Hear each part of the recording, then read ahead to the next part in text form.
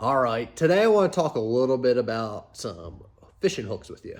We're going to talk Hayabusas.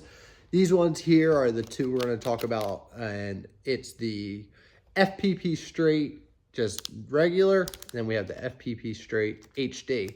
So to start, the regular one, this is where I'm going out. Say I'm flipping around some sparse grass. Maybe it's milfoil, a little bit of light wood. There's a lay down there, fishing around docks. That's what I'm going with this guy when I'm using my fluorocarbon line, say between 12 and up to 20 pound line. It does a good job. It's a really strong hook either way. I wouldn't ever have the fear of straightening this thing out on fluorocarbon. You can whack them really good. This is the hook right here. I'll give you a nice up close look at this. And if you can look at it there, you can see it's got a couple little barbs next to that monofilament guard. And that is what's kind of holding your bait up there. And it does a really good job at that.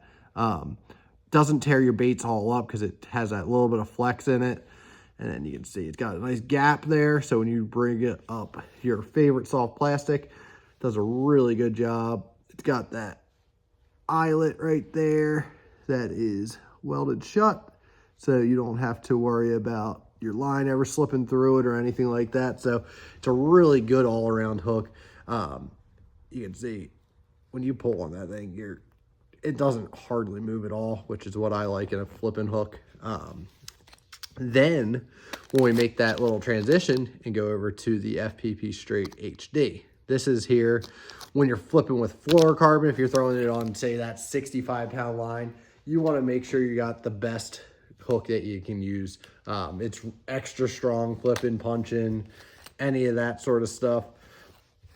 You're going to go with this guy. And again, it's a very similar hook to the guy right here. You can see the two differences. This one here, the HD version, it's a little bit thicker. I don't know if you can even see that in the video version of it, but it's a little bit, and this, you're not moving that hook. Like it's staying right where it's at.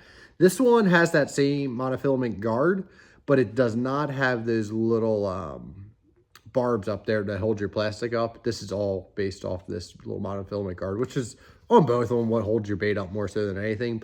But I believe, and I never asked them this, but I think it's probably so when you snell your knot here, when you're flipping that braids, if you're using, let's say, a 3/4 ounce, flipping some hydrilla or something like that, it doesn't beat your line up as much with that snell where you're wrapping it around the hook shank there and getting your leverage point from there versus tying directly to the eyelet.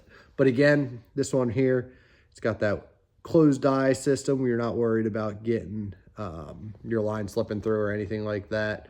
It's got a good gap in it. When you compare them, it's exactly the same pretty much. You can get that there. You can see the gapping doesn't change on it at all. So basically, you just got to figure out what you're fishing around. Are you fishing around that super heavy cover, or are you going to be fishing around more of that lighter stuff? So two great hooks. Highly recommend them. If you have any questions about them, I'm happy to go into more detail. But when you use these, you are not going to lose fish. It hooks them. It's razor sharp. It's a great, great hook. And they're very reasonably priced. So I look forward to talking to you again soon. I'll put in the comments below, like I was saying, any questions you have, and happy to answer them. If you haven't tried Hayabusa hooks yet, definitely reach out and ask questions. I'm happy to put do more of these, talk about other hooks they got. If you have a favorite technique and you're trying to figure out what to use for it, I'll get you all squared away. So thanks for watching. Hope you have a great day, and we'll talk to you soon.